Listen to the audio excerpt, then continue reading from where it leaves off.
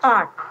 So in this attitude of the fetus, that is, limbs are in flexi position, all the limbs, upper limbs, lower limbs. Spine is in extension, but head is in extreme extension. Head, it's not flex. Usually in vertex presentation, there will be head will be in flex position, but in base presentation, head is in extension, and this head is in contact with the back. So these are the features of the face presentation. Here the denominator is chin. The bony point in this presentation is chin. And there are mainly 4 positions according to the relation of the chin to the either left or right sacroiliac joint or to the right or left iliopubic eminences. And as you know, left occipital anterior is the first vertex, ROA, that is right occipital anterior, is the second vertex, ROP is the third vertex, LOP is the fourth vertex presentation. The first vertex will become first face, that is right mento posterior. Second vertex will become second face, that is left mento posterior. Third vertex will become third face, that is left mento anterior. Fourth vertex will become fourth face, that is right mento anterior. So among all these positions, left mento anterior is the commonest position in the face presentation. Next comes the incidence. Incidence is very rare. It is seen in only 1 in 500 births. And there are 2 varieties. One is primary and second is secondary. Primary is face presentation present during pregnancy. This is a rare variety. Most of the presentations develop after the onset of labor. So secondary presentations are most commonly seen in multiparous women. And next comes the etiology. So these are the maternal factors which are responsible for the face presentation. One is multiparity with the pendulous abdomen, with lax abdominal wall muscle. Second is lateral obliquity of the uterus. Third is contracted pelvis. And fourth is flat pelvis. Flat pelvis always favors face presentation, and also pelvic tumors. Next, in almost 15% of the cases are because of the congenital malformation. Most commonest one which is responsible for face presentation is anencephaly. Anencephaly is next is the congenital goiter. It is more prevalent in endemic areas. And also the dolichocephalic head. This is because of the long anterior-posterior diameter, the extension of the head is maintained. And one more thing is congenital bronchosis. These are the congenital malformations which are responsible for the face presentation. And many twists of cord around the neck is also one of the factors which is responsible for the face presentation. And also increased tone of the extensor group of the muscles is also one of the important factors which will cause face presentation. And these are the principal factors, differences between the mechanism of labor in occipital anterior and mento anterior. So, as you know, these are the principal events. First is engagement, descent, flexion, internal rotation, extension, restriction, external rotation, and expulsion by lateral flexion. Only difference is instead of flexion, there will be extension of the fetus. Okay. And baby will deliver by extension in occipital anterior, whereas in mento anterior, baby will deliver by flexion. These are the only 2 differences between occipital anterior and mento anterior. And now next comes the mechanism of labor. So, yeah, always in mechanism of labor, we should know what is the diameter of engagement and what is the engaging diameter of the head. Here, the diameter of engagement is the oblique diameter. That is right oblique diameter in left mento anterior, left oblique diameter in right mento anterior.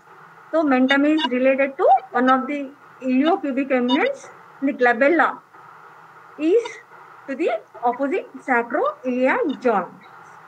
And in face presentation, engaging diameter is submentobregmatic. If it is fully extended, it is submentobregmatic. That is 9.5 centimeters. If it is partially extended, that is submentovertical. That is 11.5 centimeters.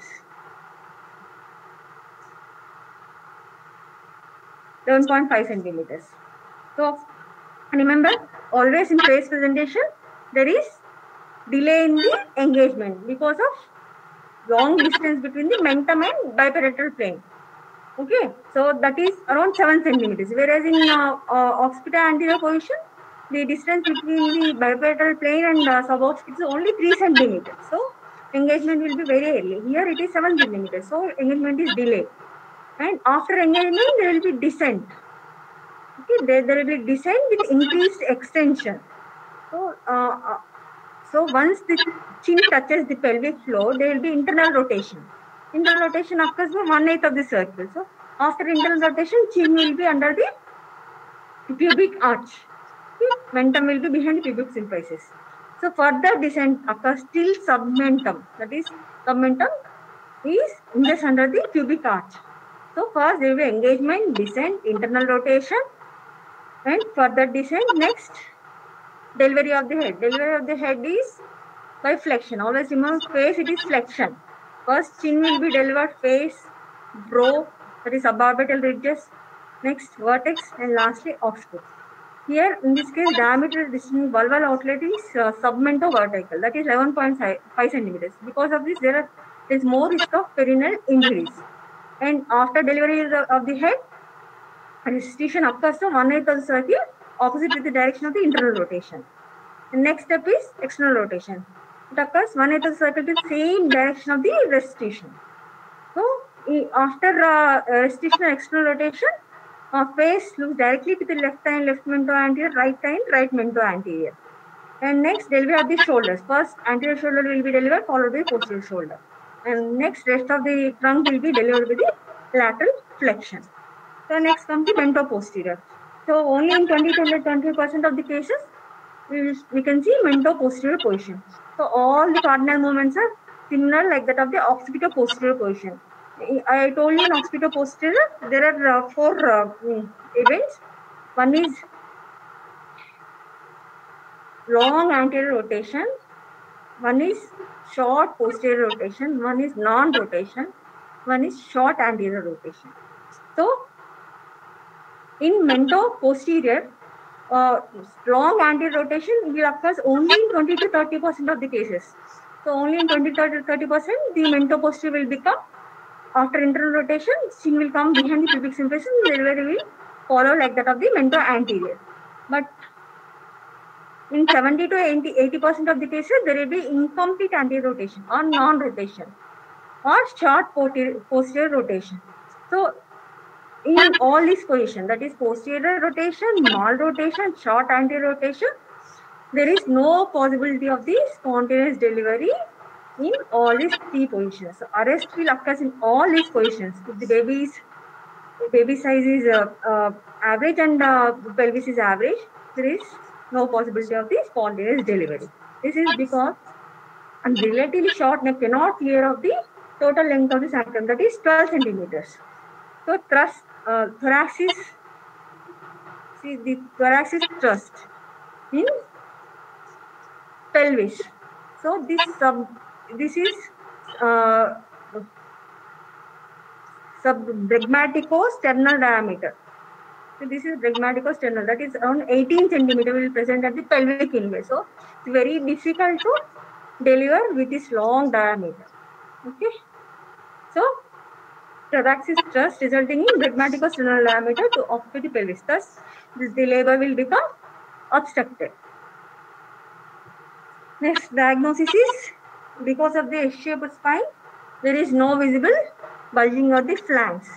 So these are the main differences between the mento anterior and mento posterior. And lateral is, fetal limbs are felt anteriorly, back is on the flank, and it is very difficult to palpate. And chest is thrown against the uterine wall. Then in mento posterior, back is felt to the front, and it's better palpated only towards the podalic bone. Next comes the pelvic grip. In pelvic grip, it will be not engaged, and since foot is to the side towards the back. Okay. The important feature is the groove between head and back is not prominent in mento anterior. This is the only difference between mento anterior and mento posterior. So mento anterior groove is not prominent. In mento posterior, groove is prominent. Groove between the head and back.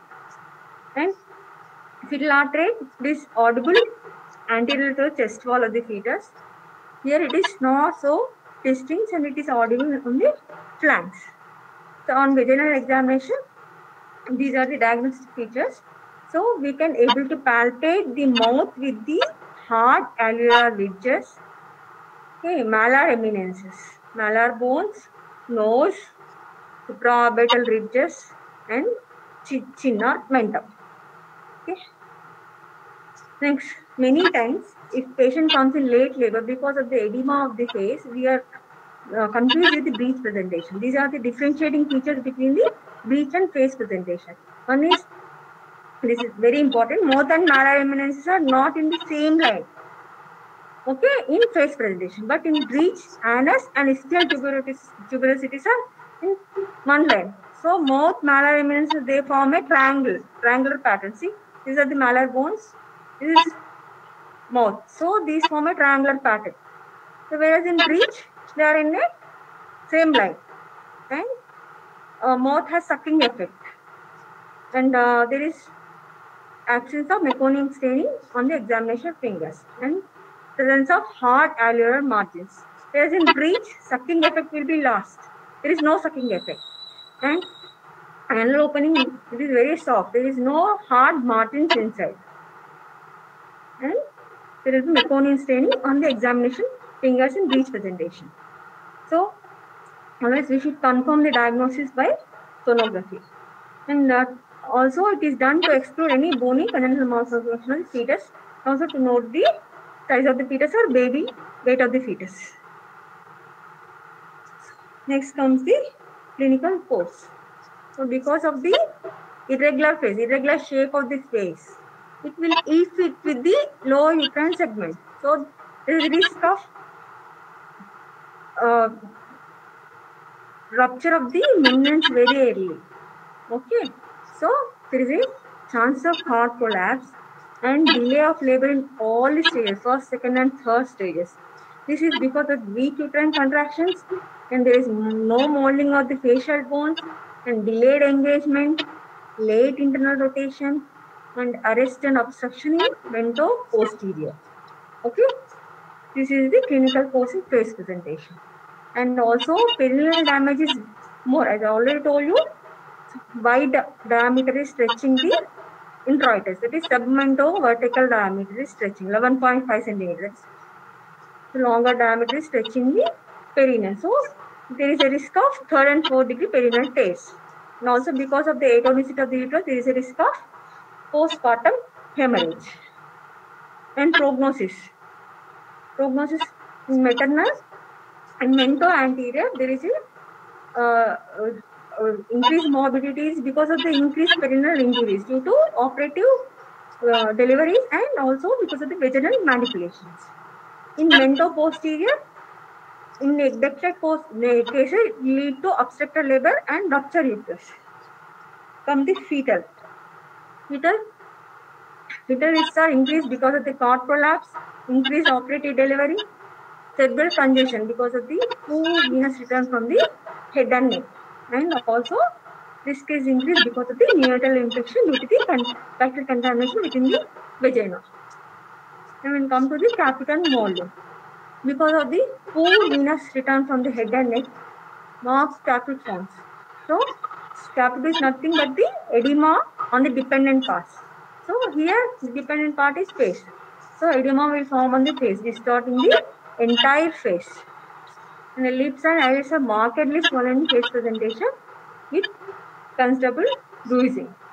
And there is no compression of the facial bones, no molding of the facial bones, but there is elongation of the occipitofrontal diameter. So longer diameter is presented for the delivery. So management of the face presentations. Overall assessment is done to note first the pelvic adequacy, so size of the pelvis. Next, size of the baby.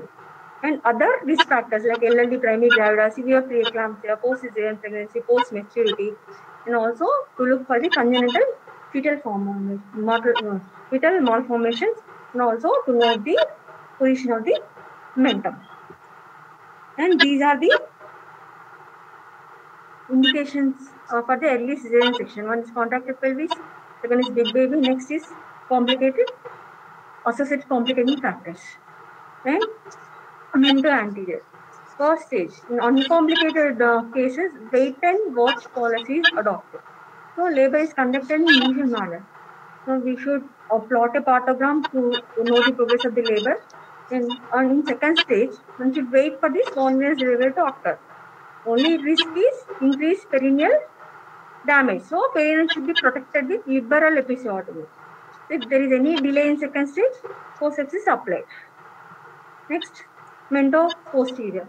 In uncomplicated cases, vaginal delivery is allowed with strict vigilance, hoping for spontaneous anterior rotation of the chin.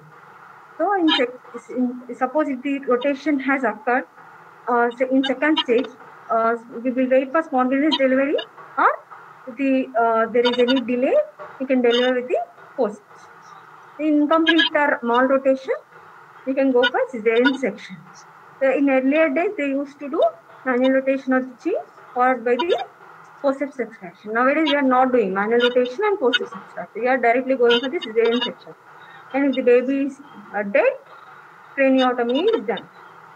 And thank you. I'm ending the session.